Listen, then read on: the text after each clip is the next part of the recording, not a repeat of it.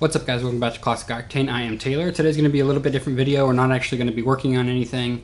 So sorry if you came to get an update on Barn to Brat. I'll talk about all the projects, but today we're kind of rained out, so I can't take the Camaro out and do the video I wanted to do today. And also I'll show you in a little bit, but missing some parts for Barn to Brat. So I wanted to do a little Q&A video. We just hit 20,000 subscribers, so there's a lot of new people watching the channel, and wanted to, kind of give you guys an opportunity to get to know me a little bit better, why I do this, my background, what's coming on the channel, all that kind of stuff. So let's get started.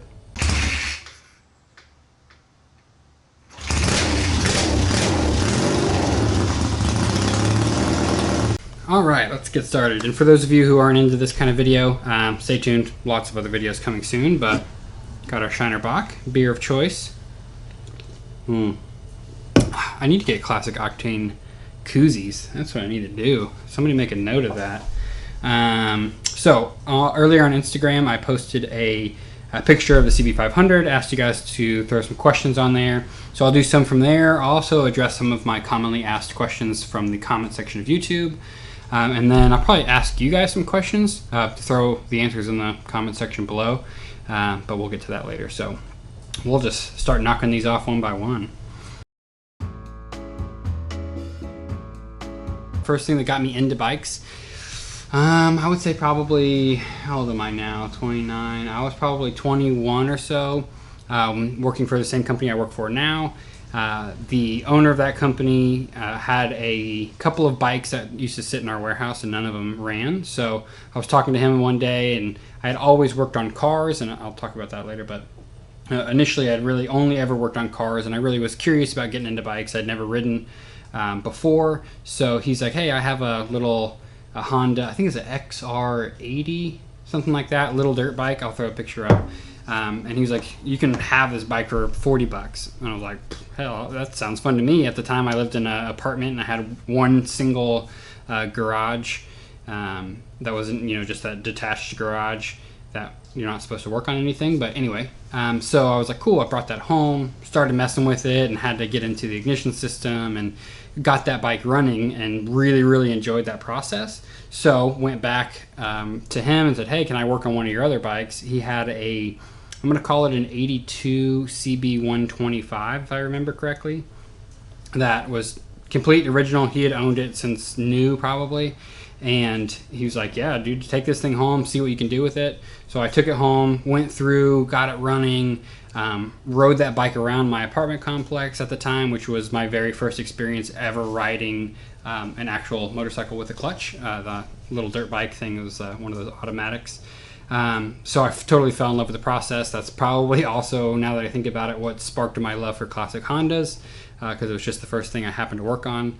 And then the rest is history. So I rolled into getting my first actual bike, which technically the first bike I ever bought to work on, I still own. A lot of you guys know this. It's a Honda CB360, and it is currently still just rotting away on the side of my house, very sadly. But I bought that bike, and it was in a million pieces, and it was just way too big of a project for what my skill level was at the time. So I couldn't ever really make a lot of progress with it, and I got kind of burnt out on the project and decided to transition to the first actual bike that I totally finished. And I'll throw a picture of that up now. But it was a 74, if I remember correctly, CB750.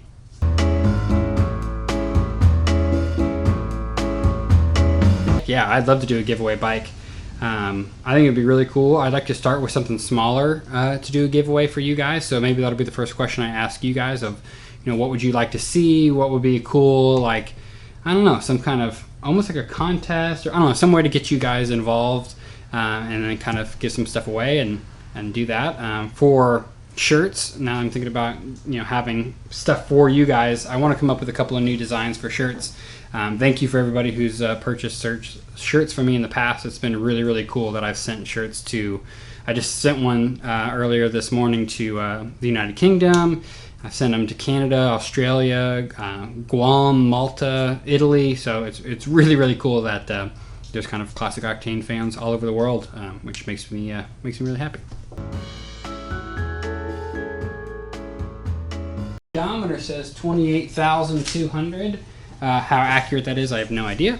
The speedometer cable isn't hooked up, so who knows how long the bike was ridden with no speedometer cable, meaning there was no mileage count going on. But really, and I wanted to kind of address this, I guess now is a good time. On these old bikes, I really don't care what the mileage is, which may surprise a lot of you guys, but so many of these bikes are not original. They're not original engines.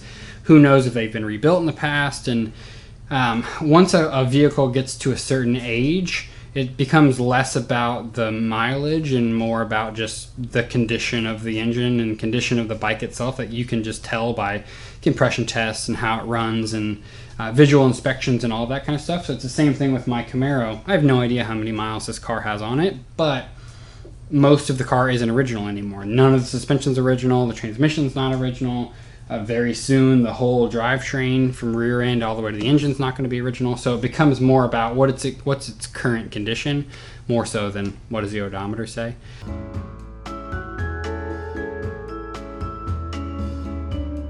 In my opinion, you should start with the most complete bike you can. If it's running, that's great, because then you can just work on learning how to do maintenance items, and then you can work into starting to customize it, and then if stuff goes wrong, you can learn how to fix it, and you can kind of steamroll into deeper and deeper in the process or in the project itself. So if you do what I did and buy your first bike that's the engine's torn apart and the whole thing's torn apart, and you've never touched a CB360 before, it's really hard to put all those pieces together. But if that bike started off as being complete and maybe it was running, or maybe it just needed some carb cleaning and stuff like that, that bike would have been done a long time ago. So my suggestion would be, don't get too caught up on a certain model that you want. Just start to get a bike in the best condition that you can afford for whatever your budget is, and then steamroll that into eventually getting your dream bike and totally rebuilding it if you want.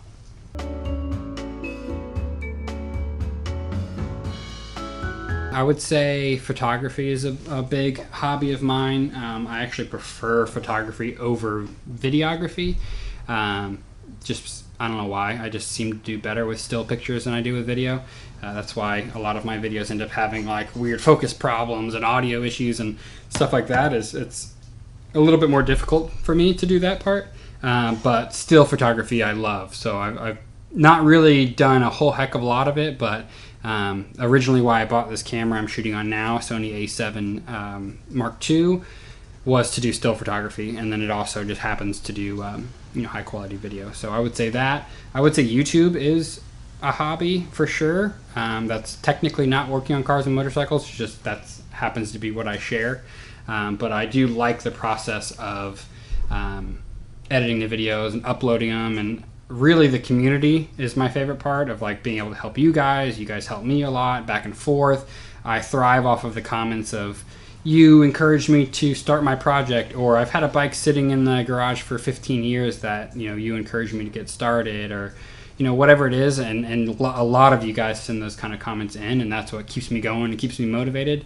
I've said that before in the past, but keep those coming. I've somehow found a small sliver of the internet that is mostly positive, and I'm super thankful for that, and I'd love to keep it as the channel grows. I'd love to keep that positive vibe going and have you guys help encourage each other.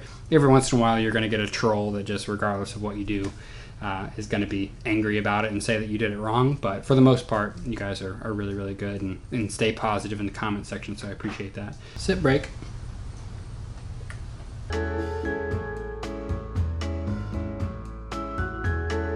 Do you think that this could be a full-time gig at some point? I'm a little bit far off from that now, to be honest with you, and the reason for that is because the way I want to approach that is I want to have multiple different streams of income to kind of relieve the stress of having all my eggs in one basket. So what I mean by that is I don't want to only build motorcycles and that be the sole kind of profit center for the business. I want to be able to have YouTube revenue, Amazon affiliate links, which is where if you buy one of the products in my link below, that you basically buy it for the same price, but I get a commission on that.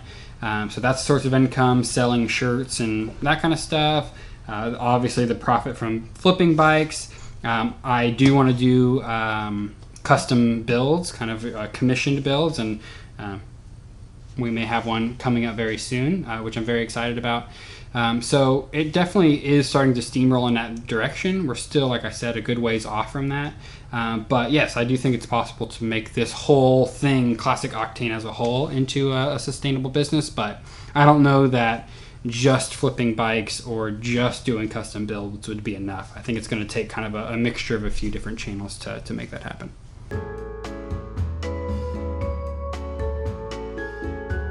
I think the earliest bike I've ever had was like a 73, maybe 74. And those are already converted to disc brakes in the front. So the late 60s, maybe very early 70s Hondas had drums in the front, but I haven't owned a bike that old yet. I would, and if I had it, I probably would convert to discs, but again, I don't know, I'd have to ride one and see what it's like. They are all drum brakes in the rear. Little teaser for you guys, the bike that I am building next, that's not a classic Honda, has factory disc brakes front and rear, but it is from my favorite motorcycle decade, which is the 1970s. So that's going to be your clue in this video of what that bike is. It's from the 1970s and it has disc brakes front and rear factory.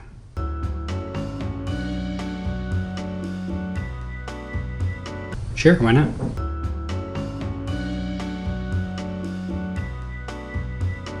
For sure, I'd love to do that. So basically how I operate now is I keep an eye on the motorcycle market here in Central Texas, where I'm in Austin, if you guys didn't know that.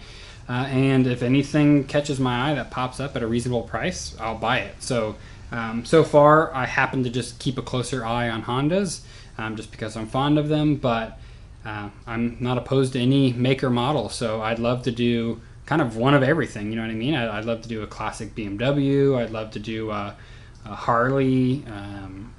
I mean, I don't discriminate against any other makes or models. So if I found a good enough deal on one, I would totally do it.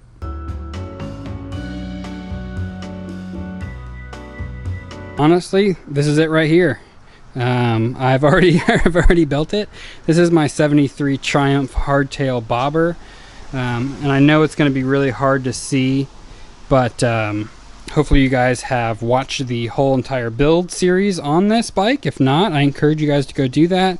There's an entire playlist on my channel from building this bike from start to finish. Took me about a year, so it's quite a few videos, but I think they're good, and I'm really happy with how the bike turned out. We did, a whole heck of a lot of custom work. Has a Moto Gadget M unit, totally rewired the bike. Whole entire hardtail is custom. So we basically chopped everything off behind this center tube, which happens to be the oil tank on this bike. So all of this is new. That is a CB550 front fender, because of course I'm still a diehard Honda guy, like everybody knows. So I had to incorporate something into this build, Honda related. So I encourage you guys to go check this out. Cleaning and painting stuff. You'd be surprised with how much better a bike can look with just, I like to use WD-40, shoot it on all of the cables and all of the rubber pieces, and just leaves a nice kind of satin finish. It's not like oily and shiny and a bunch of residue. WD-40 is really good for cleaning. So I like to kind of douse a lot of the bike down in that. Also is really good for rust preventative. And then paint. So paint is cheap. You can repaint some wheels or some little plastic pieces or whatever it is, and it can give you a really nice look for not a lot of money. So that's what I would say is the most cost-effective thing. The most expensive thing that's still worth doing, in my honest opinion, is probably seats. A good quality seat is worth it. Even if you're building the bike to resell, they're just a lot more comfortable, but really it's like the look and just the longevity and durability of a quality seat versus one of those really cheap ones. You'll pay 2 to 3 times more for a seat. Like I run a lot of tough side seats, and they are expensive. They are high end of the market, but they're fantastic quality.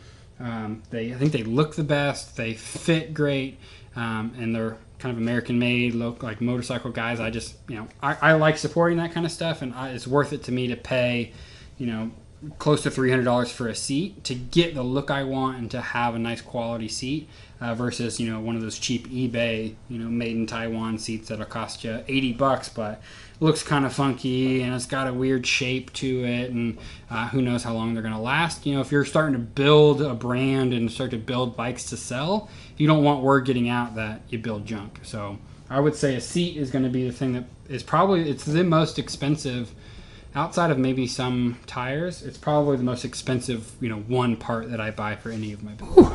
Getting toasty in here.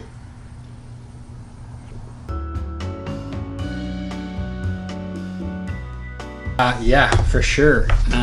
Here's a clip right now from the CB500 project almost catching on fire.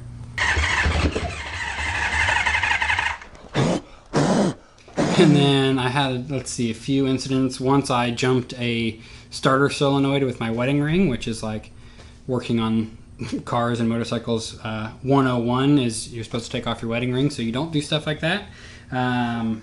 What else have I had? Oh, one of the bikes I built, I went for a test ride around the neighborhood, and I'm going, everything seems to be going well, and then next thing I know, the bike gets way louder and I hear a weird noise, and I turn around and the whole muffler fell off and it's just tumbling down the street.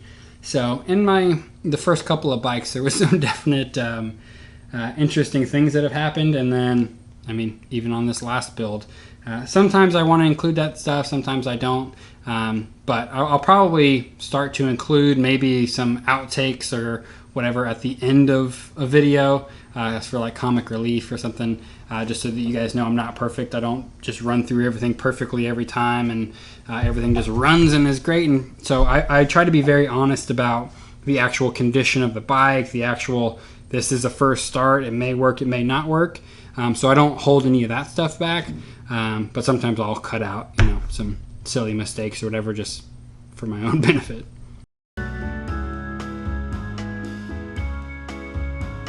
My day job, I am the director of product development at an app company. So what that means is the application we make is primarily for like enterprise businesses, a lot of like larger companies. So what I do is I manage the relationships with those companies. I take their requests and like manage their integrations into different systems and that kind of stuff, and put that into a language that our developers and engineers can understand, and they know what the people want them to build. And then again, the other side of that is taking the engineering kind of technical information and providing that to the customer. So basically liaison between the customers and the engineering team. That's going to do it for this video, guys. I really appreciate all of you, and especially the new subscribers as well, for joining the bandwagon. We're up to 20,500, which is really, really awesome. It's starting to really kind of gain some traction and snowball effect a little bit, and all of that is because of you guys. So thanks for liking all the videos and subscribing and following along with this crazy process. And we're going to keep growing, and we're going to be right back out here actually working on stuff and be right back to our, we'll call it regularly scheduled programming very soon. Again, I'm going to start to drop some hints on that new bike. Now we know it's from 1970s. It has disc brakes front and rear. If you have any guesses, throw them in the comments below. I'm not going to let you know if you're right or not, but I'm curious to see what you guys think. I'm going to start to put some more hints on Instagram, so make sure to follow me there, and I'll see you guys soon.